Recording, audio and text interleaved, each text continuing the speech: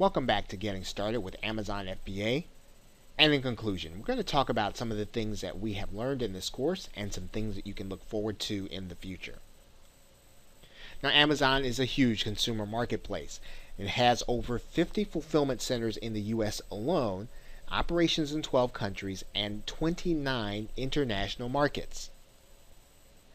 And if you think about it, the FBA program gives you access to this marketplace to sell your goods. And so you want to make sure that you take this seriously because, again, you are going to be able to reach people through Amazon that you probably would not have been able to come in contact with whatever it is that you decide you want to sell. Now, the strategy of the FBA program works to the advantage of sellers who can source goods at a low price and offer a deal to consumers. So that's why if you are selling things from your thrift store, well, you're able to offer that at a really low price. If you're able to source things that you're able to get at a discount, you're able to offer those things at a low price. If you're able to put together things that are unique, you're able to offer them at a low price, and you're able to give consumers a deal, and they're able to come to Amazon to find them. So for Amazon to give you this opportunity, it allows them to make money and allows you to make money. It's a great opportunity for those who know where they can find goods to sell.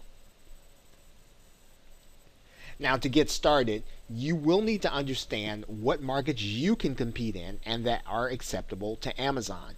And that's an important thing because every market is not going to be right for every FBA seller. There are going to be markets where lots of FBA sellers could probably get cheap goods, but it may not be one that you can execute successfully. So you want to think about the market that you can compete in and that's acceptable to Amazon. Where is it that you in particular can get relatively inexpensive goods that consumers will want? And if you can think about that, you'll be able to find your niche inside of Amazon FBA. Now, to be successful in the short run, what are you going to want to focus your attention on in Amazon FBA? Well, there are two things in particular that you are going to want to really nail down and make sure that you know and that you're able to execute consistently. You want to get a sense for how to know what's actually going to sell. So when you can figure out what's actually going to sell, you will then be able to get those items and you'll be able to focus on those items so that you get them to the marketplace. So really paying attention to Amazon, really paying attention to consumer trends, really paying attention to the things that people are buying and the things that make people buy. Those are going to be the kind of skills and the kinds of things that are going to make you successful as an Amazon FBA seller.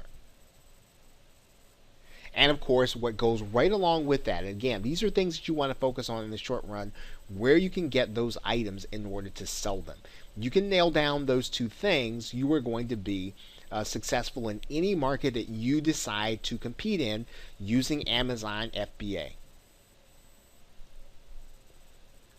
But now some are going to want to make this into a business, and they're going to want to make a business out of retailing goods.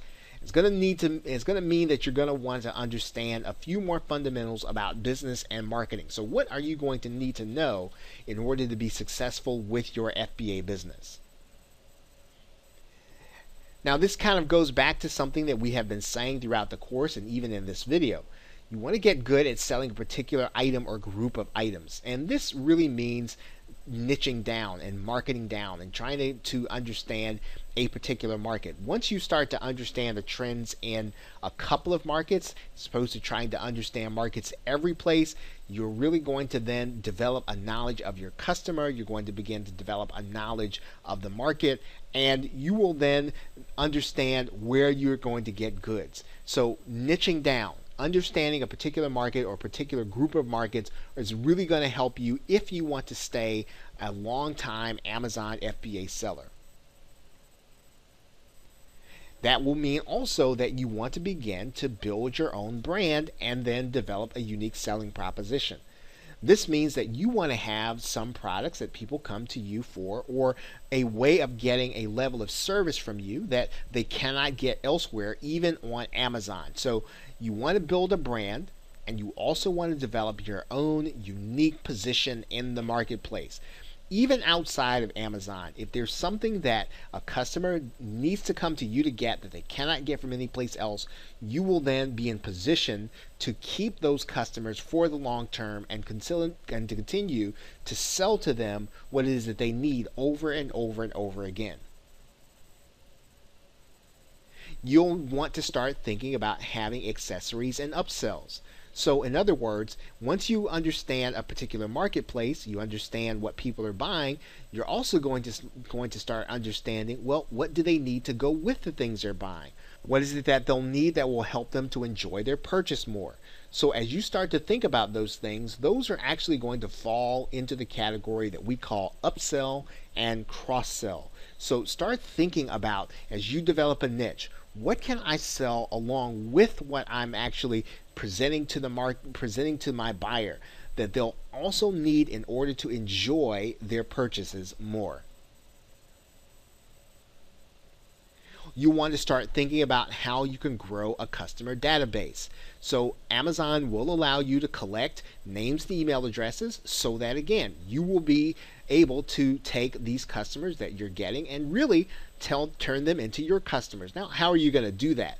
Well, in some cases, you're going to have items that you're going to be able to send to them and market to them, and you won't even have to market to them in the Amazon marketplace. You'll be able to market to them as if you were their primary company in order to buy the goods from. So start thinking about how you can have your own email database if you're going to be doing this long term. You'll want to start thinking about how you can collaborate with others who have larger databases. This is a great way of being able to grow your database, your customer base, and get other opportunities to sell. This is a long-term strategy for you to use with your FBA business. You'll eventually want to think about how you can scale your marketing, in other words, using paid advertising, and scale your production, hiring staff.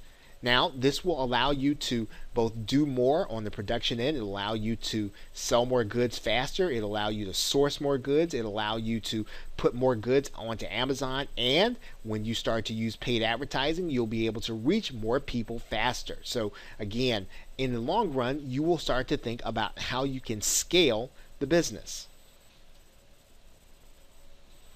You want to think about how you can get PR to your brand. And so when you build a brand, you will then want to start thinking about how you can use the press, how you can use other free means in order to get attention to people that are actually going to be buying what it is that you're selling. And of course, you're going to want to learn to use the internet and social media in order to get people to your goods. And lots of people are already doing this, but it is just the tip of the iceberg in terms of marketing your overall brand and the things that you're selling as an Amazon FBA vendor. And of course, when you're doing these things systematically, you're doing them continually, all of these things will help you to build a long-term business from the FBA program. Okay, so with that, thanks, and I'll see you in another video or another course.